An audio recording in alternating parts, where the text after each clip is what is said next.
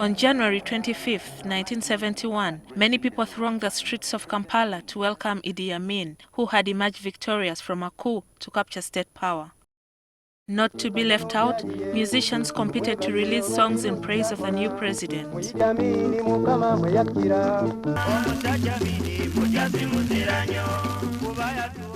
Uganda believed in a new dawn, and President Idi Amin did not disappoint because his antipathy towards the colonial legacy was well known.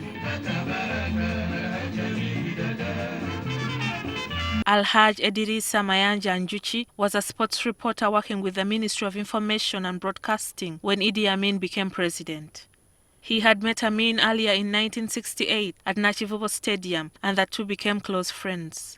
In 1975, Njuchi was appointed head of the Presidential Press Unit. Idi Amin liked this country, Uganda, from the beginning.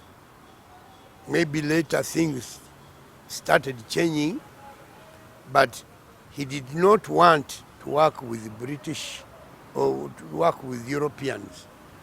That was one of the things he told us almost at the takeover. At midnight on December 17, 1972, Amin addressed the nation on Uganda's economic war.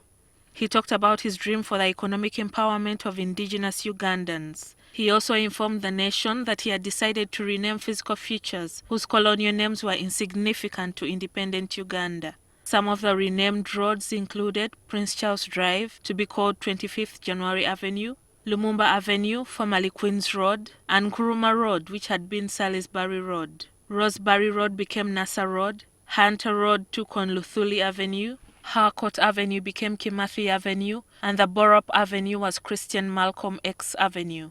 Queen Elizabeth National Park was renamed Rwenzori National Park. Makishon Falls became Kabalega Falls, while Makishon Falls National Park was changed to Kabalega National Park. Meanwhile, he changed Lake Albert to Lake Idi Amin Dada and renamed Lake Edward Lake Mobutu Sese Seko after Zaire's president. He was somebody who was learning to be a president, learning a person who wanted coverage, full coverage, and he would want everything that he has said to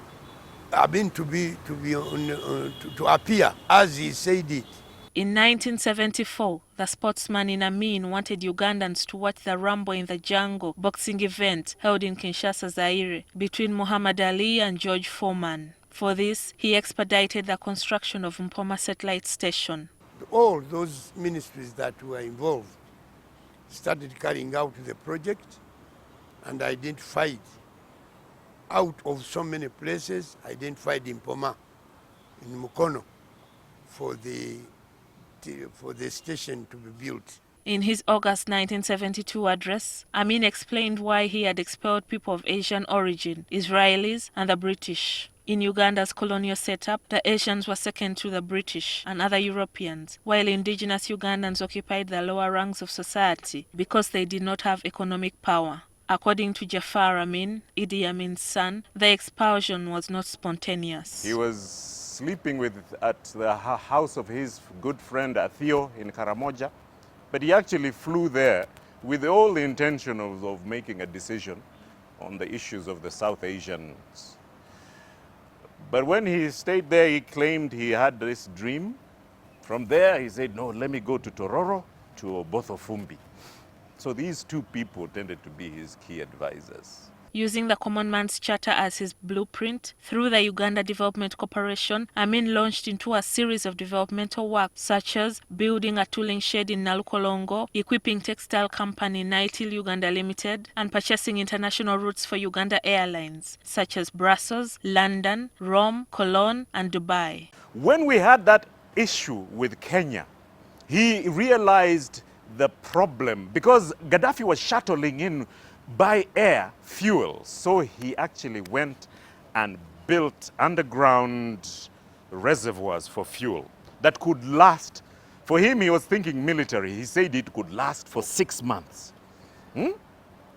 That capacity is sitting in Mbale, probably unutilized. Samwiri Kasoma, a self-styled Amin scholar who began following the leader's actions in 1967, says Amin's nationalism was also felt in the entertainment world.